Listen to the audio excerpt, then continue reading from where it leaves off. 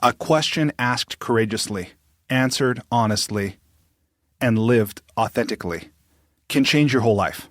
For me, that question was, how can I use what I have, what I love, and what I know to bless the lives of others? The School for Good Living and this podcast are one answer to that question. Hi, I'm Brian Miller. I know that the world can work for everyone, but that it won't until it works for you. I've created this to help you make the difference you were born to make. It's a series of conversations with thought leaders who are moving humanity forward. And in each episode, I explore their lives and the work they do. I also ask them to break down how they've gotten their books written, published, and read. This podcast is all about exploring the magic and mystery, and sometimes the misery, of the creative process. So if you have a mission, a message, and the motivation to share it, this podcast is for you. Welcome to the School for Good Living. Hello, friends. Hey, this interview is one of my favorites that I've done so far. I've done about 50. Today, my guest is Scott Harrison. Scott is founder and CEO of Charity Water, an organization he started back in 2006 to bring clean water to people around the world. He's also the author of a book called Thirst, a story of redemption, compassion, and a mission to bring clean water to the world.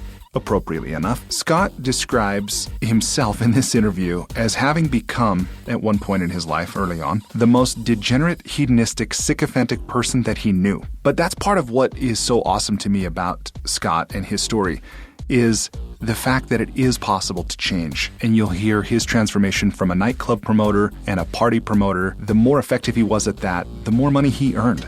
And he was able to turn his life around, a complete 180. And as he's done so, he created a completely new model of how charities and philanthropies operate, to where every single dollar that's donated to Charity Water goes to providing clean water to people in need. If you are interested to learn more about Charity Water and the great work they're doing, or to get involved, you can visit charitywater.org/spring. My wife and I joined. It's growing every month. Nearly 40,000 people as of this recording are getting clean water every month thanks to this spring community. And millions more have because of Scott's work and his team and his organization. I hope you enjoy. I hope you take the inspiration from this that I did.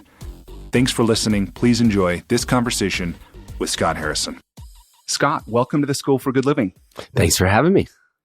Scott, nice to chat with you. Yeah, I'm so glad we finally connected. I read your book back in November. Okay. It's not short. Thanks for that. No, I was on vacation in Hawaii. I had some time, and it was a real gift. It really is a page turner. Thanks, man. Yeah. So, Scott, what's life about? What's life about? I think it's about living for others. For me,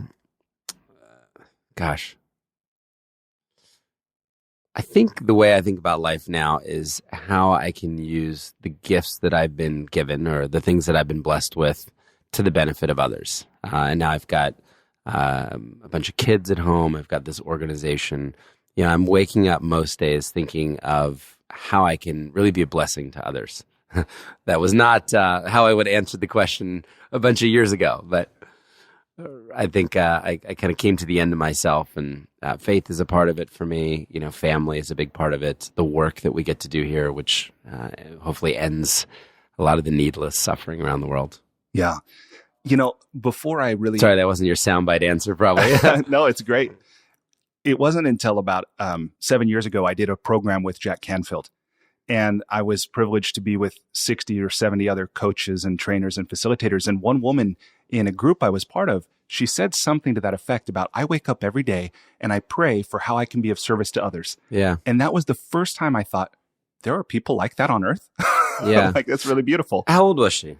She's probably in her early 30s. Yeah. Oh, well, that's unusual. I mean, I think you hear more about this in the second half of life, and as people start thinking about how to give their life away, and maybe the first half of life is how do they make the life for themselves. Yeah.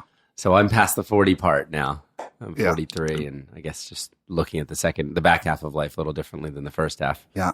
Although I don't think it's a kind of a shift in perspective that everyone has, right? I mean, I think there's a lot of, and this is my own judgment coming up, but a lot of self-centered people that don't necessarily, I mean, as we know, suicide rates for people, especially in developed countries in the 40s, start to really spike. And I think it's this idea of, is this all there is?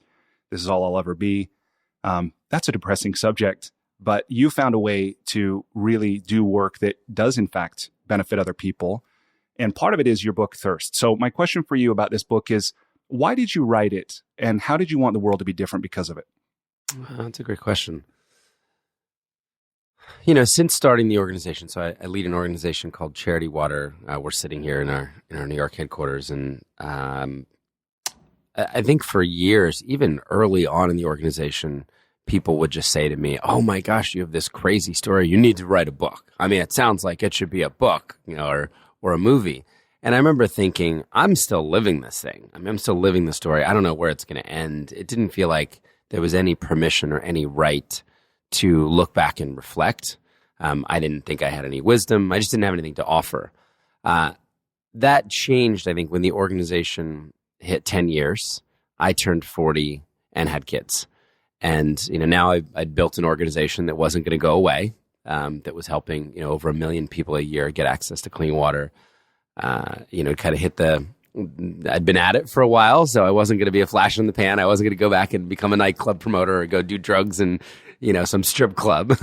I'd really lived out the new intention of my life for more than a decade. And then I think having kids was really thinking about how I wanted them to know me, going on record. I'd traveled to some pretty dodgy places of the world, and death is often around me. In just recently, that Ethiopian air crash, my team missed that by about 12 hours. So I think just wanting to go on record with some of the things that I'd learned. And then I really wanted the book to be a point of hope for others who may have made some bad decisions or maybe ruined their life and thought or believe that there's no getting past that. And maybe we'll get a little more into my story, but I was as bad as they come. I was the most degenerate, hedonistic, sycophantic person that I knew, and managed to turn a new page, managed to change in a dramatic way that then led to a completely new life and a completely different intention for life. So I think I know I've heard over the years, I feel stuck. I could never do what you do. Mm-hmm. And I was hoping to say through the book, actually, you could. Yeah. I mean, if a degenerate drug addict nightclub promoter, could give 10 million people access to clean water around the world and wind up with a beautiful wife and kids and a life that, I travel around the world speaking about generosity and compassion and empathy. I mean, these are the opposite things that I was living a little over a decade ago. So I wanted that to be a gift to others. I also wanted to raise awareness for this issue that I've spent 12 years working on, the global water crisis. Yeah. And I wanted to compel people to learn about this issue, to think about this issue, and then to get involved with us. I mean, I think it's crazy that today, as we're sitting here and I've got a glass of water in front of me that came from a purifier, here in our kitchen, right now, 660 million people are drinking bad water. It's 1 out of every 10 people alive. So Thirst was really, even the title was double entendre. My search for meaning and purpose, and then the literal thirst of 10% of the planet right now. Yeah. It is amazing that there are so many who have so little, including the most basic necessities to exist. And so you covered a lot in why you wrote it. And in fact, so I want to go back and touch on two things. One was about who you'd become. You touched on that. And in the book, you say you had become the worst version of myself. Yeah. Right. And so what do you say to someone who's in the position of wanting to change, but they maybe don't believe they can, or they don't know how? Yeah. I mean, it's tough to give advice. I mean, I really just wanted to share my story. I had grown up in a very conservative Christian home. My mom was an invalid. There was a terrible carbon monoxide gas leak in my house. And I grew up playing by the rules, helping to take care of mom. I mean, I was that kid playing piano in Sunday school on every Sunday. And then I just woke up one day at 18 and said, now it's my turn. The utter act of rebellion, almost the cliche prodigal son story. Just gave everybody the finger, my parents, the church, everybody who had told me what I couldn't do. And then I went off to explore a life of vice and a life of sex, drugs, and rock and roll and power and money. And I did that, unfortunately, for 10 years.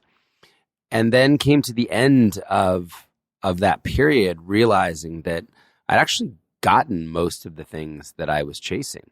I had dated girls that were on the cover of fashion magazines. I drove the BMW. I had the grand piano in my New York City apartment, and I had the Rolex watch and all these markers, these external markers of success. And the dog. You even mentioned the dog. Right. I had the Labrador Retriever, right? It's like the punchline. I mean, part? Come on. It's just everything. Right? Right. I mean, the perfect dog that fit the life. And, I realized that because my job was actually getting people drunk for a living. So the more people would come into our clubs and get wasted, often maybe cheat on their spouses. I mean, right? This was some dark stuff going on at the highest end nightclubs in New York City.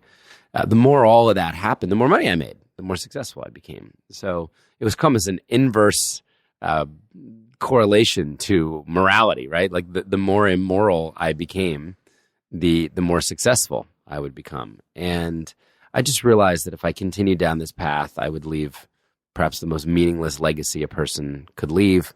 I might die before 40 of some overdose or, think I was snorting cocaine and snort heroin instead, and that could be over. I'd seen that happen. Yeah. What was the moment you realized that? I mean, what changed?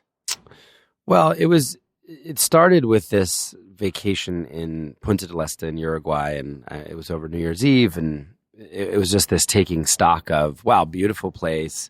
I'm on a yacht. My girlfriend's on the cover of a magazine. I spent $1,000 on fireworks. There's magnums of Dom Perignon everywhere. I mean, just private planes. Well, what's better than this? And how is it possible that I'm not ultimately satisfied by this? This is what I've been chasing for 10 years. Yeah, the dog that caught the car. Yeah, right? It was exactly. That's a great way of saying it. And I just realized, I think the big realization was that there would never be enough. Someone would always have more. Someone would have a more beautiful girlfriend, a better watch, a better job. Yeah.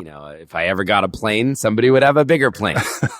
And it was this endless pursuit of more, of selfishness, of hedonism. It was all about what I could accumulate, what I could amass, how people would look at me and envy the things that I had.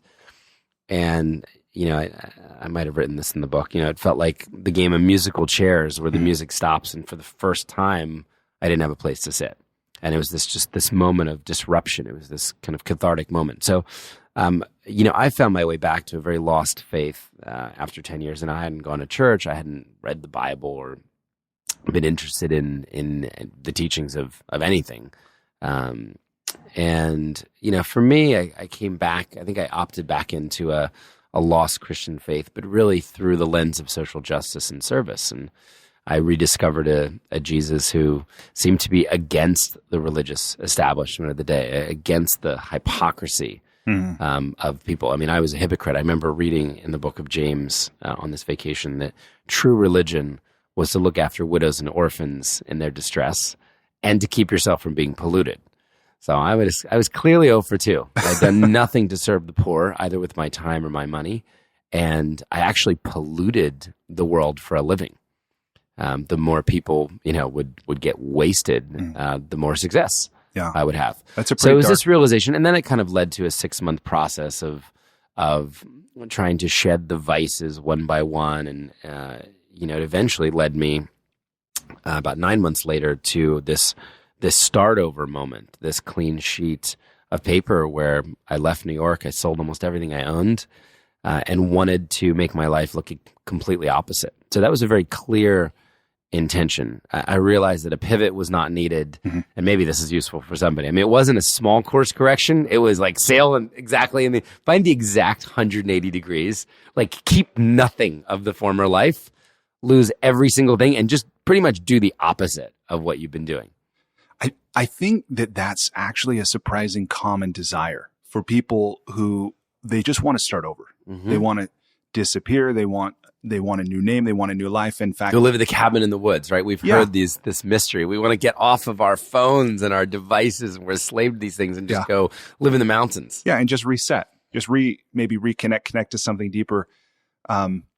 So how well did that work out for you? I was very fortunate. I mean, I got this incredible opportunity to join a humanitarian mission in West Africa. That took me to a country called Liberia, which at the time was the poorest country in the world. And I embedded with a group of humanitarian doctors and surgeons.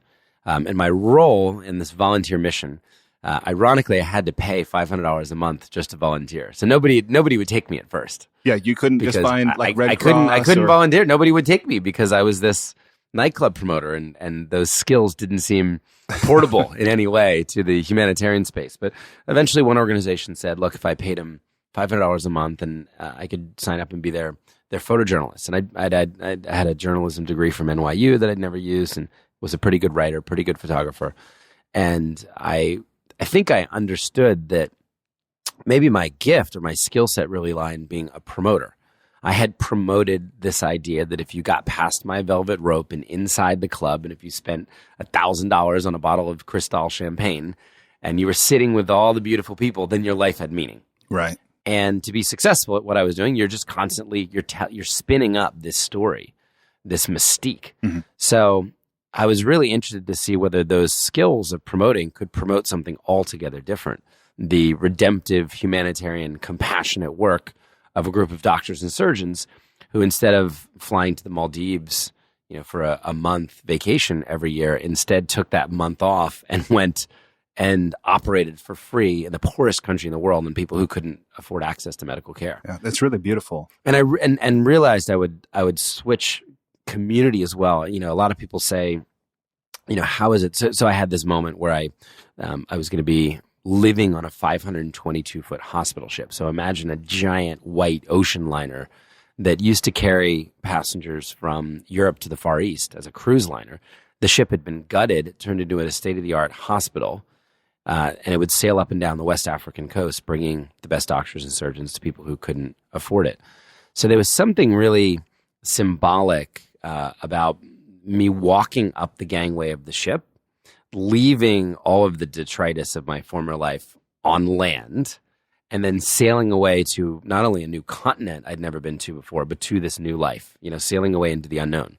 So I had this real clean break where I smoked 3 packs of cigarettes the night before I got on the ship, and I got fantastically drunk, and and then I surrendered my passport to this mission, and I never smoked again. I never touched Coke or any of that stuff Even again. to this day, not a single cigarette? Never gambled again, not a single cigarette, no. Wow. Not a drag.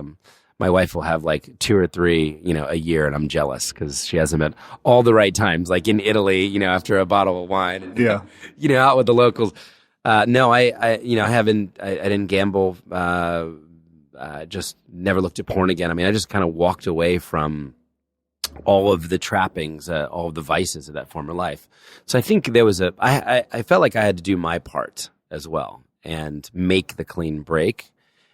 What I think made that easy was my community shifted. So I'm with doctors, okay? So they don't think smoking is a good idea. You're on a hospital ship, right? There's not a culture of smoking. There's not a culture of cocaine or marijuana or gambling, that's huge. Right? And I do think that the addiction, as much obviously as nicotine is a real physical addiction, a very intense one, that social milieu that we're in is part of what keeps that pattern in place, I think. Yes. So I was very insight. fortunate to be around people who valued the exact opposite of maybe what my nightclub friends, would value. Yeah. So which was getting drunk and getting laid. These were doctors who were there with their families and their kids, who valued service, who valued morality, who valued compassion. So I think that made it very easy for me to just say, this is way better. I don't miss the smoking. I mean, smoking was actually the hardest of all of them. I remember, doing the blister packs of Nicorette on the ship. And there was one moment where I had probably 4 packs of gum, for the blister squares of gum, and I had the patch on. Wow. But that was it. I was determined to never go back to those former vices. Mm. And I believe that if I could do my part there, this new story for my life would have the chance to unfold. Yeah. And a very different path could evolve, I guess. Yeah. Well, and as you said, and I personally, as a coach, I appreciate you saying, I'm not into advice. I'm not here to give advice, but I think a few things that others, people listening, if they didn't hear it in what you shared, that first of all, you were able to take your skills of journalism, communication, building relationships in a large way, and redirect those in service. So it's not like any life is ever wasted. Any Right. experience, any education, it can all be repurposed or redirected. And then, as you talked about, consciously creating a new social group, even though you might not have realized that was what you were doing. That was a part of the path that was pretty significantly different. And you talk about learning, like meeting people like Dr. Gary, Yeah. right? Will you just share a little bit about him? Why was he such a powerful force for you? And what did you learn from him? Yeah, well, my initial idea was I was going to give one of the 10 years that I'd selfishly wasted back in service. So I only signed up for 1 year. In my mind, I was going to do a year, and then I'd figure out what was next. I'd probably come back and, not into the clubs, but maybe I'd own a restaurant or do something else in hospitality. When I met Dr. Gary, he was the chief medical officer on the ship, and he was kind of the moral compass, the Mother Teresa character of this huge operation. There were 400 volunteer crew living on aboard this ship. And I learned that he, like me, had signed up for a short term, even shorter. He had initially signed up for 3 months. And when I walked up the gangway of the ship, hoping to embrace a new life, he had been there for 21 years. So he was so moved by his 3-month experience that he never returned to his plastic surgery practice in California and went all in on service to, as he would say, the poor and needy, people who needed access to the kind of care that he could provide. So that was just amazing to me that someone had become a lifer, effectively, had taken an idea of, I'm going to donate a little bit of time, and then, oh no, this is all I ever want to do for the rest of my life. And he made it look really good. Well, that's amazing to think, we're always teaching, whether we mean to or not, by the example that our lives are. And for Dr. Gary to show you, to be the embodiment of somebody who's devoted an entire life to service, I imagine that was pretty pivotal at that time in your life.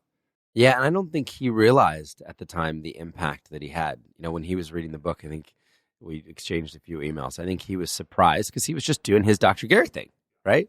We've been doing it for 21 years. I'm just some new kid that walks up the gangway of the ship like 20,000 other kids had, over the decade. Yeah. And, and to that point, I'm sure he's touched thousands of others just like me who could look at someone who would show up for that long and say, wow, that kind of determination, it's what so many people admire about Steve Jobs. The guy just never gave up.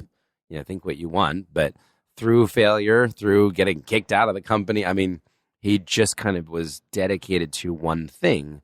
He wasn't a dilettante, right? I think we see a lot of dilettante behavior today. I'm going to work at a job for 1.2 years. I'm working in the next one for 0.9 years. And, I want 10 experiences throughout my 20s, and you become a master of none. Yeah. So there was something, and that was me working 40 clubs. I didn't stick at one club. We would just get bored. So over 10 years, I was averaging 4 different venues that we would effectively bring people to and then ditch and then move on. And there was something so attractive about a man who could stay committed to one cause for such a long period of time. I will say, as we're sitting here, he's now been on that ship 35 years. Holy cow. So he's still going. That's 3.5 awesome. decades. He's operating today, I think in Guinea, West Africa, on that ship 3.5 decades later. That's amazing. Still with Mercy Ships? Still with Mercy Ships, yeah. That's incredible. Let me turn the conversation to an exploration of another value that I've heard you talk about the importance of, which is integrity. So the one story as I listened that really impressed me about integrity was with Michael Birch. Yeah. About how you were within days of shutting down Charity Water because of your insistence on keeping the money that went to fund clean water, not to use that for operations. So I'm kind of maybe leading this, but I'm wondering if you'll tell a little bit about that story of how close you came and then him coming and seeing the operation and Sure. and if integrity played a part in that, like I think it did. Yeah, so a little background to that story. So just catching people up. So I joined the ship. I'd signed up for 1 year. That 1 year becomes 2 years. And in the second year, I'd seen so many things. I'd been exposed to leprosy and cleft lips and facial tumors and burns and just so many problems when you live in a country with no access to healthcare, in a country where there was one physician for every 50,000 citizens. Our comparison here, I think we have a doctor for every 300 of us. Wow. So I saw so much pain, suffering, disease in extremism. However, the one thing that struck me the most was the lack of access to clean water across the country. And when I was there in Liberia, 50% of the people were drinking dirty, contaminated, diseased water. They were drinking from brown, viscous rivers. They were drinking from green swamps. Water we wouldn't let an animal drink. But yet that was all that they had. So Dr. Gary really encouraged me. Well, we were talking and exploring a lot about the link between so much of the disease that we were seeing on the ship and the lack of access to clean water, and learned there were 26 different diseases that you can track directly to bad water. At the time, this is a crazy stat, but half of the world's hospital beds throughout the planet were occupied by people who had bad water to drink. So he effectively said, if you're really interested in pursuing a life like mine of global health, the best thing you could do to get everybody clean water. Instead of helping us raise money for the next very expensive hospital ship, you would just go make sure everybody in this country had clean water. Maybe we wouldn't even need to sail the hospital ship into this country because we would just eliminate so much of the disease. So that led to the creation of Charity Water 12 years ago. So I was 30 when I came back from West Africa, started the organization, very simple mission to bring clean and safe drinking water to everybody in the world. Simple but big. Simple but big, sure. And at the time, there were 1 billion people without water. So yeah, this was a big, massive problem. It's working. 1 billion people. Yeah, the number's coming down for sure. And it is working. So that was the mission. So we would know that Charity Water had accomplished our mission when every single human being on earth had access to life's basic need. Everybody had access to clean water. However, as I started the organization and started talking to potential donors and potential supporters, I realized that this was going to be incredibly difficult because so many people didn't trust charities. And I would hear stories of scandal, stories of mismanagement of funds, stories of ineffective philanthropy or bureaucracy or opacity, and just all of these problems, myriad problems that people seem to have with charities writ large. And I realized that if we were going to make a significant dent in an issue, as you said, this big, an issue as big as the water crisis, we would need a completely new construct, we would need to imagine a new business model and to speak to some of those objections. So I was really fortunate to not know any better. I'm just a 30-year-old kid who had experience running clubs for 10 years and running around as a photojournalist, trailing a bunch of doctors for 2 years. So I didn't know how you're supposed to run a charity. I didn't know anything about traditional institutional philanthropy. I just took the cue from everyday people that I was talking to who worked at MTV, who worked at the local bank or in retail at the mall, and realized that maybe I could speak to some of those objections by creating a new business model. And we've done a lot of different things, and people can read more about that in the book if they're interested in some of the differentiators. But the most pivotal one was this 100% model, this belief that most people are not giving to charity because they don't believe that the money will actually go to solve the problem, go to meet the needs of the people that have been marketed to them. And, that's what I just kept hearing over and over again. So I said, well, I wonder if we could create a model where we could just bazooka that objection, where we could just take it off the table and we could say 100% of every donation Charity Water takes, whether someone gives $1 or $1 million or $10 million or $1,000, 100% of the money would go directly to fund projects that would help people get clean water, projects that we would then prove using satellite images and later remote sensors, but we would be accountable and transparent to our work. And then somehow in another bank account, we would raise the money for the overhead separately. So that was the idea. And then, people couldn't say, oh, how much is my money is actually going to reach? 100% would always be the answer. Even the credit card fee. Even the credit card fees. Well, I said, if we're going to actually say 100%, for there to be true integrity, we should pay back the 3% Amex or, MasterCard fee. That's amazing. So to do that, I had to open up another bank account and effectively raise the overhead separately from hopefully at the beginning, a small group of business people, of entrepreneurs, people who would understand, hey, there are going to be overhead costs. There is going to be an office and rent that needs to be paid. Somebody's going to need to go buy the Epson copy machine. Somebody's going to need to pay the salaries and eventually benefits and healthcare. But I thought a very small group of visionary investors could catch that vision, fund those costs, so that the distrusting public would get this pure play where all of their money could go straight to impact. That worked really well when it came to the distrusting public. So we raised millions of dollars out of the gate just in the first year and a half. But I was really struggling to raise the overhead money. And effectively, you've got two different messages, and you've got to run these two different bank accounts or these two different messages in perfect balance at the same time. So I don't run them in perfect balance, and I'm left at this moment a year and a half in where I've got $881,000 in the bank for the water projects, and it's about to go out and help a bunch of people get clean water and drill 80 wells or so. But I'm about to miss payroll and run out of money in the overhead side. And the advice I was getting at the time was to go and borrow against the 880 grand, which would have been 8 or 9 months of working capital. And people would say, you've got money. What do you mean you're broke? You're not broke. Just write an IOU, just borrow. Money's fungible. You'll pay it back. You got to pay your people. I mean, they have left higher paying jobs. You can't miss payroll, bro. And I remember just thinking, just being so upset at that idea or the insinuation. I mean, we made this promise to the public. If we borrowed 1 penny, I really believe this, from the account for water projects, our integrity would be compromised. There'd be a crack at the foundation. I mean, we might as well just quit and resign in shame rather than go on. I mean, you can't. We would have betrayed the public's trust. We would have broken our promise. So I was going to shut the organization down, send all that money out to the field, help as many people as possible, and then just cry business model failure and say, hey, this model didn't work. I couldn't raise the overhead fast enough and separately to keep this thing going. And, I remember praying at the time with very little faith. I mean, I didn't think that, there was going to be any sort of answer to my prayer. And, wouldn't you know, a complete stranger at that moment, that week, walks into the office. It was an entrepreneur who had just sold his company to AOL, sits down with me, spends 2 hours, understands what we're doing and what we're trying to do, and leaves the meeting and writes $1 million check into the overhead account.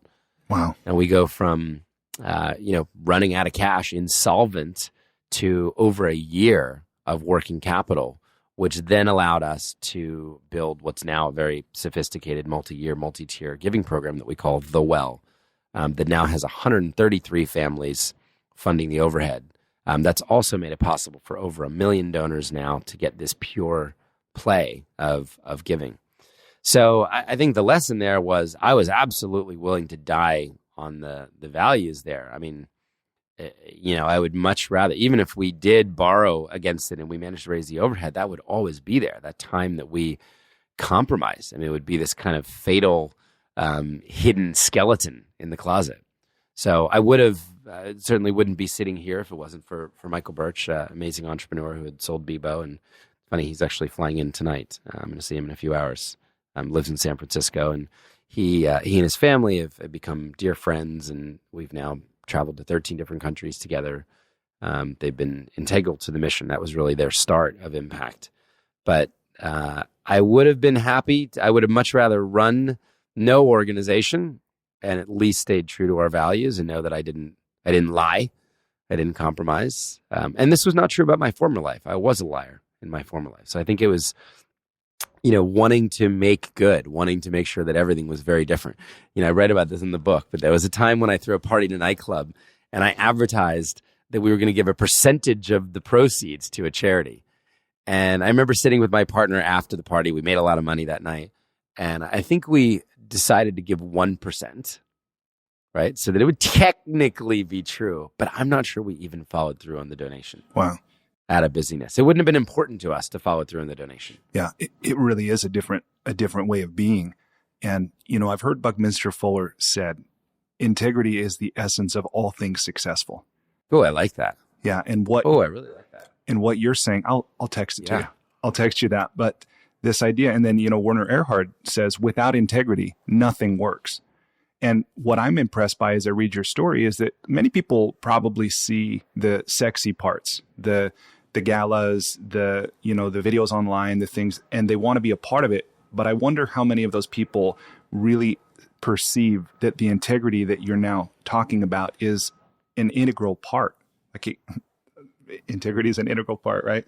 But I perceived when I heard you share that story about Michael visiting and he saw the integrity that you had, and I suspect that was a big part of why he wanted to be a supporter of your work. Yeah, I hope so. I mean, I would have been oblivious to that at the time, but I believe that so much more important than what you do is the way that you do things. Yeah. It's character. Even I do a lot of public speaking these days, and I'm always trying to get that extra 2% better. So I just started working with a friend who'd spent 4 years writing about public speaking. And his big observation after 4 years of studying public speakers was that character matters more than anything else. Interesting. Character is more than content. The audience is trying to decide, do I like this person? Do I want to root for them? Do I believe that they have character? Now, I'm sure you can con people, and there have been stories, but I just thought that was so interesting that it's character. The content is almost less important if it comes from a place of deep character. Yeah, that is what resonates. That's what makes that connection that woos people to the cause. We feel it as much as, or maybe more than we intellectually, perceive at that gut level. Right? Yeah. Well, okay. So let me I think 2 more questions before we transition. Mm-hmm. You've talked a little bit here about prayer, and you've talked a little bit about faith. And it's my experience in our society that spirituality, faith, things like prayer are things that we don't talk a lot about. I feel like we don't have public conversations about these. And of course, it's very personal. These things are very personal. But you say in the book, over time, I've come to embrace the mystery of faith. Mm-hmm. And then you say, I think it's my job to work as hard as I possibly can, but also to pray. And here you've talked about that. Will you tell me, what do you mean by embrace the mystery of faith? And as a practical matter, how can we do that? Oh, wow. Well, personally, look, I believe in the power of prayer. I have absolutely seen the most radical and uncanny answers to prayer. I have so many stories that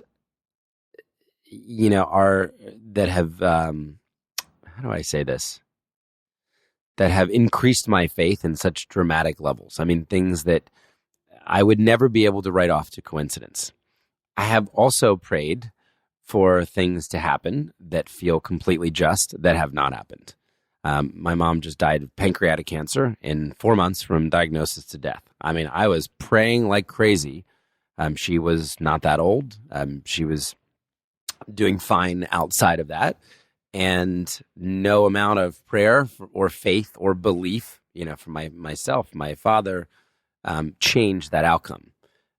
But so I kind of, you hold these 2 things in tension. So I think it's the job to pray. I pray for the safety of my kids. I pray for the character of my kids to develop, that they'll be kind, that they will know and love God, that they will, be people of integrity.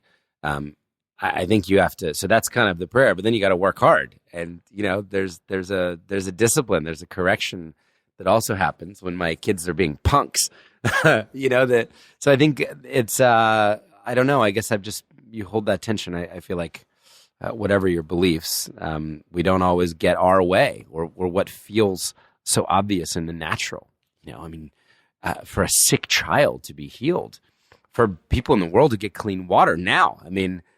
I would think that, I would just snap my fingers and, God doesn't want anybody holding. I was in Niger a couple of years ago with a woman in the Sahel desert who lost 8 of her kids.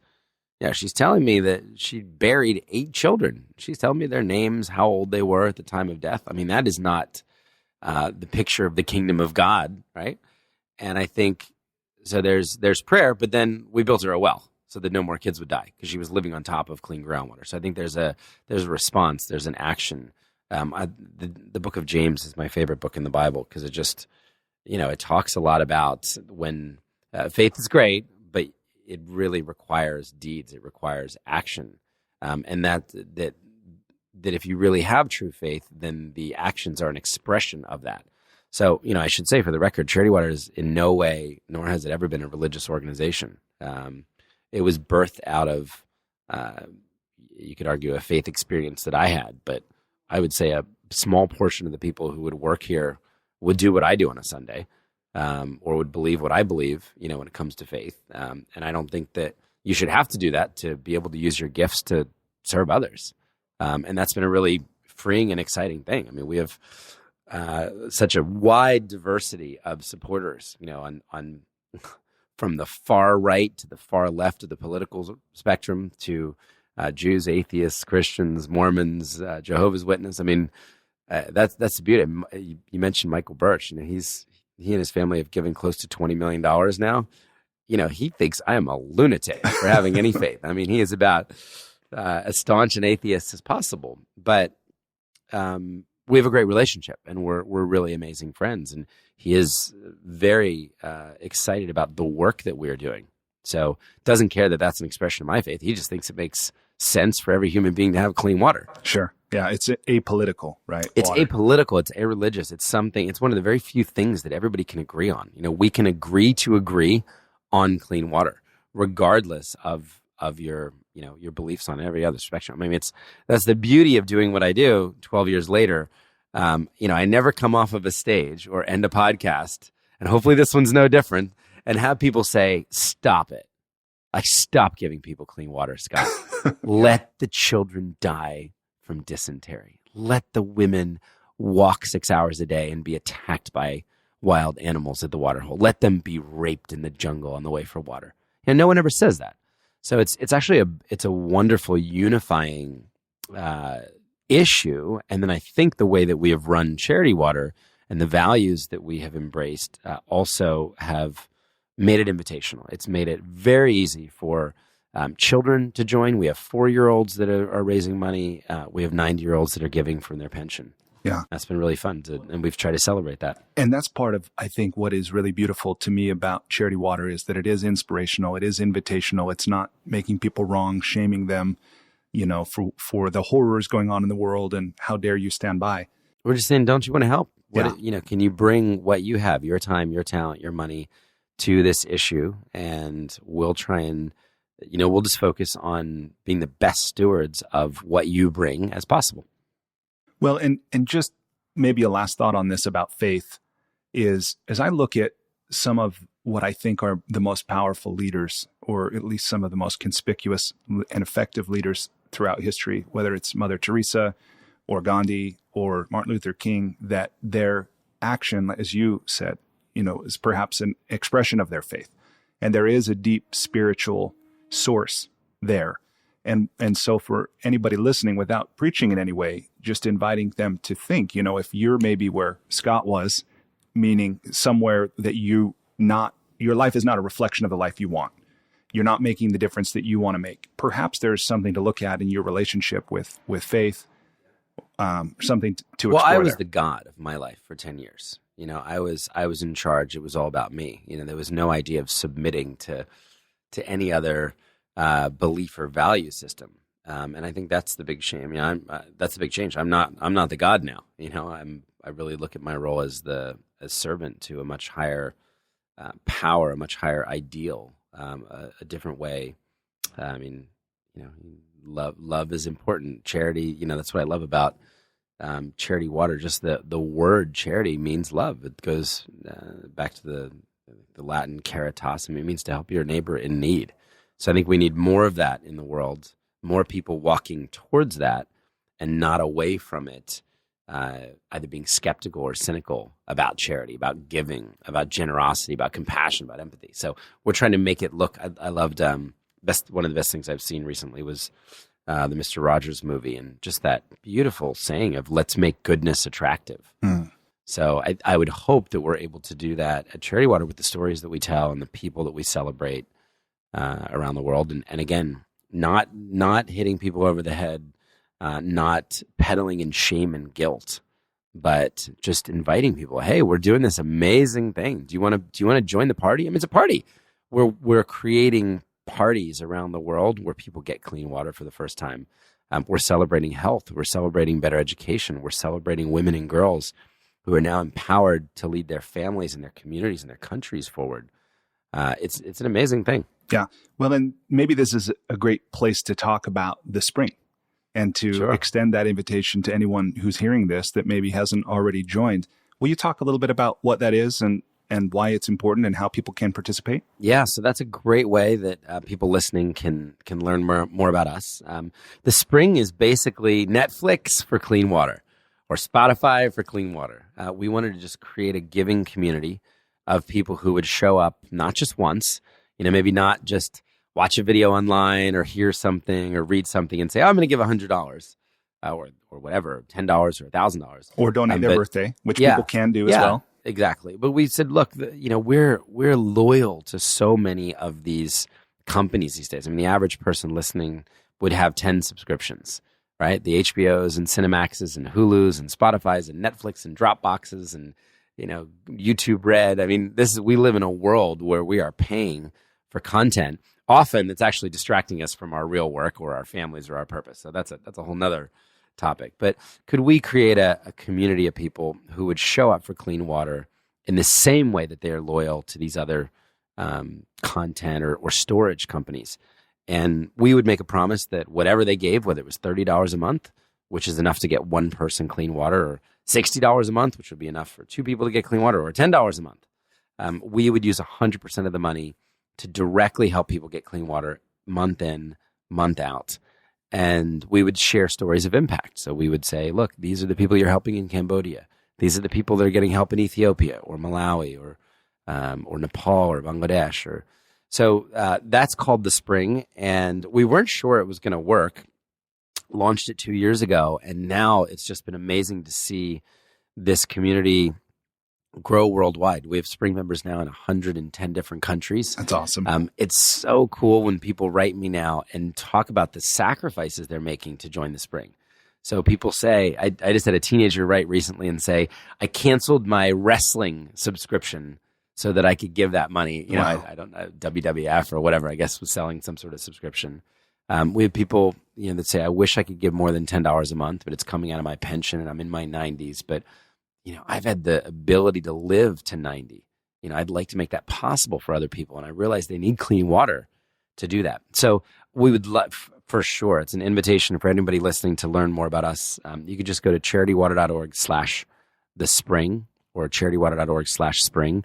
And there's actually a video which tells the whole story of Charity Water. If you want to learn a little more about our work and about this issue and about just how the organization tries to function differently. No, that's awesome. My wife and I are part of the Spring. Thank you. My wife and I are too. Yeah. My kids are a little young, but we're on the quarter for garbage kick at the moment. I have a 4-year-old that has saved up $7 at the moment. That's awesome. But I think he wants to buy toys, so I need to work on him. Okay, so a few questions. The enlightening I have a hard time saying it. The enlightening lightning round. Okay, I like it. I haven't heard of that before. A few questions designed to be short answer. You can answer as long as you want. Okay. Number 1, please complete the following sentence with something other than a box of chocolates. Okay. Life is like a... beautiful sunset. Number 2, what's something at which you wish you were better? Organization. All right. Number 3, if you were required every day for the rest of your life to wear a t-shirt with a slogan on it, or a phrase or a saying or a quote or a quip, what would the shirt say? Give.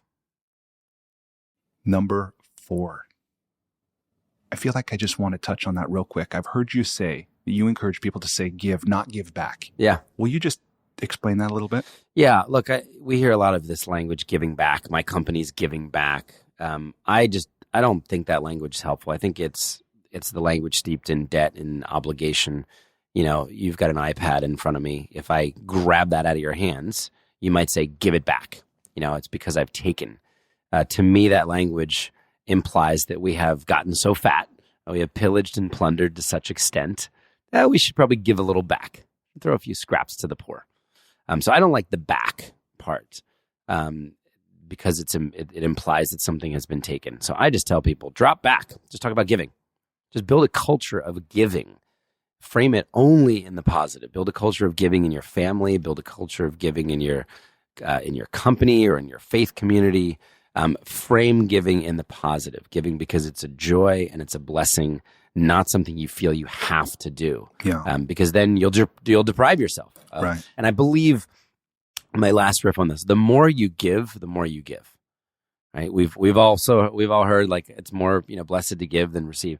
I think the more people get in the habit of giving, the more fun they have giving and the more they want to give. But it's the mindset shift that, I think framing that in I have an opportunity to give. And that could be time, it could be money, it could be mentorship. There's so many different ways of give. So I just like the word give as a standalone. Awesome. Thank you. Okay, number 4. What book other than your own have you gifted or recommended most often? I really like C.S. Lewis's Surprised by Joy in the faith space. I like a lot of stuff from C.S. Lewis. These days, I've been gifting E.B. White's Here's New York. Why that book? I have a bunch. Oh, it's a wonderful book about New York City and just the unique, crazy place that this is. And it was written a long time ago, and it feels like New York has not changed the way that he nailed it. I read it recently, and so I've been on eBay, looking for first editions, and they're like $8 or $9. They're really cheap, Wow. But the idea is giving them to employees here who are relocating into the wonderful place that's New York City. That's awesome. All right, number 5. So you travel a ton.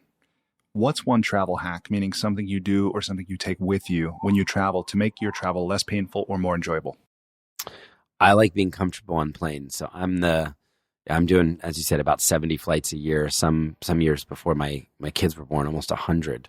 I'm big on really warm, cozy wool socks. I have some nice wool socks, and I like the long underwear and sweatpants. I hate being cold on a plane. So I am wearing 2 layers, cozy sweatpants, long underwear every time, really, really warm socks. And I may look a little stupid on planes, but you're warm. I'm warm and I'm comfortable. Are you flying something above coach class yet? That's an interesting story. So, again, back to the integrity or the stewardship value. Charity Water has now raised almost $400 million. And again, that's thanks to the generosity of everyday people from all around the world that have said yes to this issue of clean water. We have never bought a business class ticket for myself or anybody else at the organization. And that's just a stewardship principle. I am taking the upgrades whenever I get them. I mean, I'm the highest status with Delta. I'm a longtime Diamond member. Believe me, I'm using those vouchers to upgrade whenever possible. And if Google's flying me out to Europe for a day, I'm happy to let them pay for it. But never our donors. That's amazing. So I'll tell you a really funny story about this. I was yesterday, I was at a conference. I was just talking about this, and it was a couple people who live in New Zealand and they can actually afford to fly business. And he said, think about it this way. He said, think about it if, you were expecting to fly business and you turn up and they put you in the back of the bus, right? And you're just all upset. And, you just had 16 hours to New Zealand of a really uncomfortable flight, right?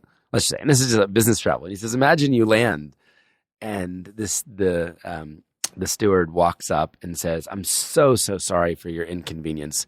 Here's an envelope with $7,000. What would you think? You'd be like, oh my gosh, no convenience at all. Yeah, right? Yeah.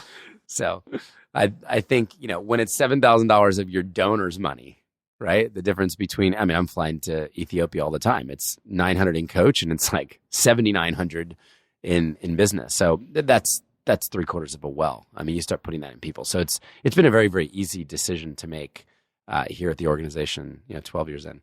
Yeah, that's a big deal. That I think. Okay. What's one thing you've started or stopped doing in order to live or age well? I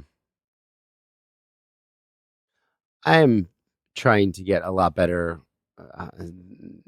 I'm trying to get a lot better in my relationship with devices with young kids, shutting down the phone at night, getting it out of the bedroom, finding, I just got a small point and shoot camera because that was my excuse of having the phone. I got a 2-year-old and a 4-year-old. Yeah. So now I'm leaving the house, leaving my phone, in the apartment, and I'll just go out with the camera with the kids on bikes or whatever. So I have not mastered that yet. I'm a kind of power email. I mean, we're running an organization that's in a period of growth, and we're hiring 20 people, and there's just a lot going on with the travel. But I'm really trying to. I feel like the phone is aging my brain poorly, and the device isn't just this constant on. We're expected to be instantly texting people back, instantly emailing them back, and it just feels really unhealthy. As a dad, as a husband, it feels unhealthy for my emotionally. So I'm exploring more of the Sabbath, really trying to take a day off and just go dark. Good for you and your family. That's great. What's one thing you wish every American knew? When it comes to giving, Americans believe that we are doing infinitely more than we are for the poor around the world. And, one stat that I think shocks people is, so Americans are known as being very generous, give away a lot of money. Only 4% of all that money goes to help people outside the United States of America. Only 4%. 96% of all American philanthropic giving stays here. Our faith communities, our hospitals, our universities. Are you talking about individuals? Yeah. Oh, okay. Because I understand there's like foreign aid and other. Yeah, but USAID is way, way less than people think too. Interesting. Look, so I wish that Americans would go and actually see how little we are doing to be a great neighbor, you could argue, around the world, how little we are sharing our resources with people in dire need, who were not born into the same affluence as us. And I just, every time I ask people, well, how much do you think is going over? Oh, 20%, 30%. Oh, it's tiny, 4%. Yeah. We're spending it on military, a lot of it. Yep. So, okay. Last question from the enlightening lightning round. What's the best relationship advice you've ever received and successfully applied? Setting expectations are very, very important. And I think I do this pretty well with my wife, sitting down, syncing calendars. Here's what's coming up in the next couple of weeks. Hey, this is going to be a month where there's a lot of travel, but then it's followed by a month where I'm home for 3.5 weeks. And here's, knowing what is coming has been really, really helpful. And that's helped us with planning and really not take my wife or kids for a surprise. Now I'm starting to do it with my son now. Okay, listen, Daddy's going to be gone for a week and a half in Rwanda and Uganda. It's going to feel like a really long time, but I'm coming back and then I'm taking the whole week off and we're going to spend that time as a family. Just, being able to communicate the ebbs and the flows. And, I don't feel like I have balance in my life, but there's periods of extreme on, and then there's periods of hopefully extreme presence with the family and with loved ones. Yeah. Do you have a formal process? Do you do like a Sunday evening planning or? Not as good as I should. It's more ad hoc, but yeah, but you do. I'll grab my wife and make her sit down next to me on the couch and look at the calendar for the next month. My wife's a creative, so she's, can we do that later? I'm like, no, we have to do this now. You need to know what is coming up. Yeah. Okay. So the last questions that I have for you, just a couple more about the creative process and how you got the book done. Before I get to that, let me just put this in here too, so I'm not squeezing it at the end. As one way of expressing gratitude to you for making time to talk with me and everybody who's listening today, I've done a couple things. One, I've gone on charitywater.org and made a $100 donation. Oh, thank you so much. And is my pleasure. And I do this for every guest. I'll go to kiva.org and I made a $100 microloan. Very cool, which will keep giving. Yeah, that's right. So thanks so much for that. This was to a woman in Liberia, a woman named Beatrice, who will use this money to buy more fish to sell. Oh, how cool. So that happened. And then let me ask this as well. So if people want to learn more from you, they want to learn more about Charity Water, they want to get involved, what would you have them do? Sure. I would say charitywater.org/spring is the best place to start. Go watch that video. That'll lead you to others. Consider joining us in that community as you're able.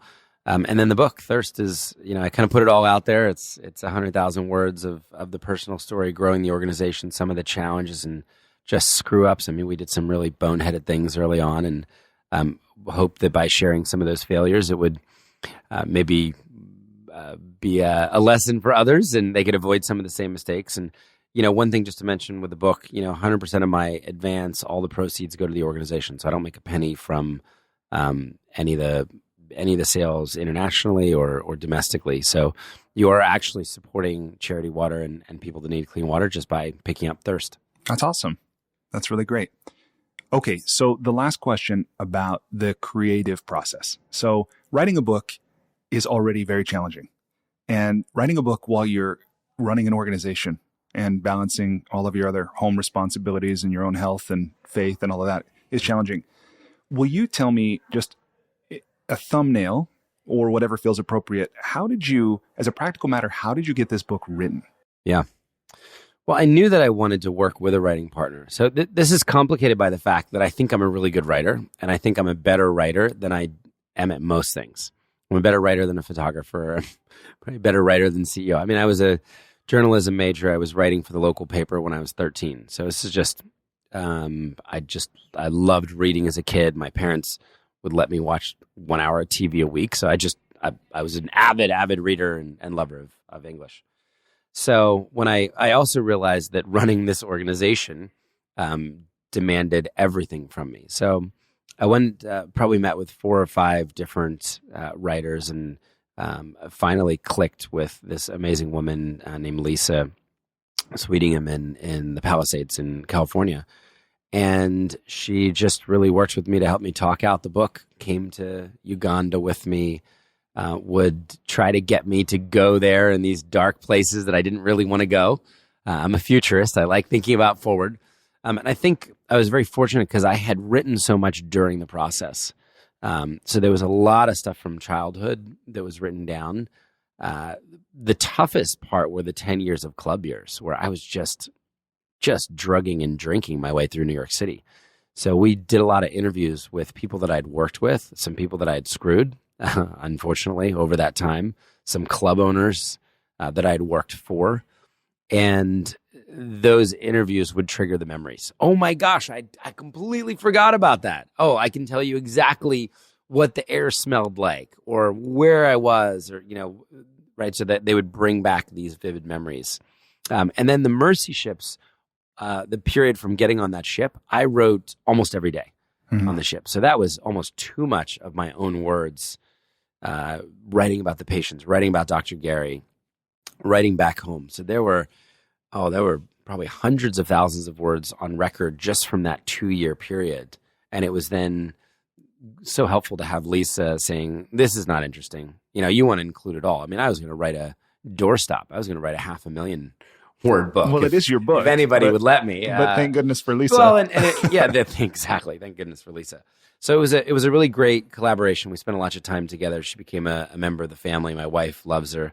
And then again, the Charity Water stuff, so much was documented. I mean, there's a mentor in the book called Ross, and I think I just did a search of my email inbox, and there were 10,000 emails plus. Oh my goodness! Saved that we had written back and forth to each other. So it was just this wealth of information. It was really trying to find the most relevant parts that would be useful to people, that would be interesting, that would move the story along. And then how did you structure your time? I mean, how long did it take from the time that you found Lisa and agreed to work together to the time you got it done? And what did your working sessions look like in between that? 2 years from the beginning to the end. And there would be a lot of time on the phone with Lisa, a lot of time in person. And then there would be these moments where I would go off for a week and I would write in a cabin. I would leave my family. Literally I would write in a hotel, a cabin in the Catskills. Somebody gave me a little writer's house in Los Angeles. Wrote at a house in the winter in the Hamptons. So I would have these kind of week-long blocks where, Monday morning through Saturday, and then I would come back and see my kids on Sunday, and I'd go to work. Wow. So really the family made some sacrifices during that period of time for sure. But I needed just the flow time to be completely disconnected from work and in writing mode. Did you have a soundtrack? Music or no music? Oh, interesting. I did kind of have a soundtrack. There's one song that I would write to, which is William Orbit's version of Adagio for strings that I would have on repeat. And that actually was something that I used to edit photos to in Liberia that just worked for me. The other song or album that I would play a lot was Weightless by Marconi Union, which they say is the most relaxing song in the world. Wow. How did they measure Concentration. that? I don't know. It's a bunch of data scientists at MIT or something. Now There's actually go articles on that. There's, amazing. I guess, analyzing the sound waves, or there's a whole science to that. But Marconi Union, Weightless. It's on Spotify. It's awesome. Awesome. And then caffeine or no caffeine? Caffeine and some red wine.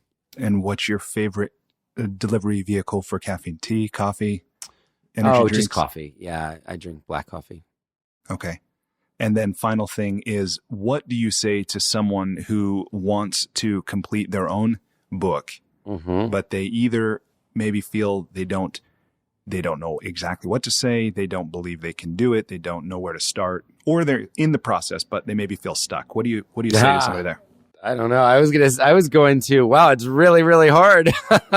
And then when you're done the book, then the hard work really starts. Yeah. Because then you've got to get it out there and promote it. And that's, some people who really have a skill at writing, almost turn into a shy, I don't know if was it good? Did I have anything to say? I mean, you've got to be really out there believing that what you've said is what people need. To just cut through the noise of how many books are published, and I don't have the stats, but it's all daunting. You have to be really committed, let's say, to the process, all the way through, and count the cost. That I really thought that when I was done and turned the manuscript in, there was this kind of deep breath.